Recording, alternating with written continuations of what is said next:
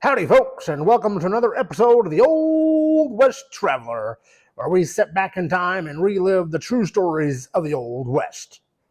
Today, we're talking about Ellsworth, Kansas, and how it got its start. Well, I'll tell you, I was just a young buck when Ellsworth was getting its name as the wickedest cattletown in Kansas. Back then, you couldn't walk down the street without rubbing elbows with some cowboys fresh off the trail or a gambler looking to make a quick buck.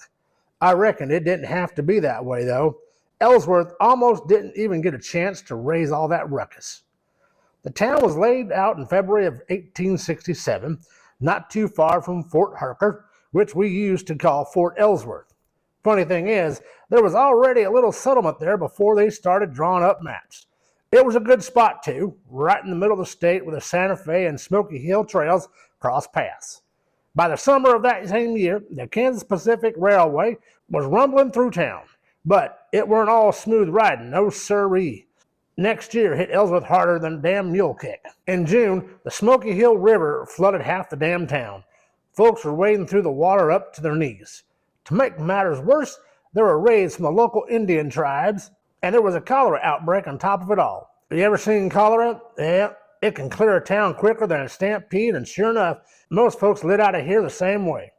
Some say only 50 souls stayed behind out of the 1,000 or so that had been there. But Arthur Larkin, he wasn't about to let that be the end of Ellsworth. The man was stubborn as a damn ox. Larkin and a few others moved the town up to higher ground, away from the river's mischief. By the fall of 1867, he'd built the Larkin House Hotel, and that wasn't the end of it. He opened up a general store, and little by little, Ellsworth took root again. But just because the town was standing didn't mean that there was peace. No way. We had ourselves some troublemakers, like that of Charlie Johnson and his partner Craig. They thought they could just run us locals over. Well, turns out the folks here didn't take kindly to their kind. In October of that same year, they got themselves hung up by a bunch of vigilantes. We didn't have no law to speak of back then, or at least not until 1868, when we had our first election for a sheriff. E.W. Kingsbury won the badge, and believe it or not, he beat Wild Bill Hillcock for the job. That's something to chew on, ain't it? But even a sheriff couldn't keep all the trouble at bay. Remember Marshal Will Simmons? Well, he got himself shot and killed trying to arrest some of them wild cowpokes at a dance hall back in 1869. That's the kind of place Ellsworth was. Dancing one minute, shooting the damn next. Still, by the early 1870s, things were looking up. The Kansas Pacific Railroad put up cattle pens, and Ellsworth sent word to the Texas ranchers that we were open for business. The longhorns started rolling in by the thousands, and to keep them cowboys happy, Ellsworth men went and bought Abilene's famous Dover's Cottage and moved it here. Every last piece of it. And by 1873, we were seeing about 2,200,000 head of cattle pass through town. Let me tell y'all, where there's cattle, there's money. And plenty of it can be found its way in the saloons, gambling halls, and, well, them brothels, too. Yeah. But all that money came trouble. The streets weren't safe once the sun set. I remember Sheriff Clancy Whitney, a good man he was, got shot by that Wild Bill Thompson, brother of Ben Thompson, another damn Texas gambler.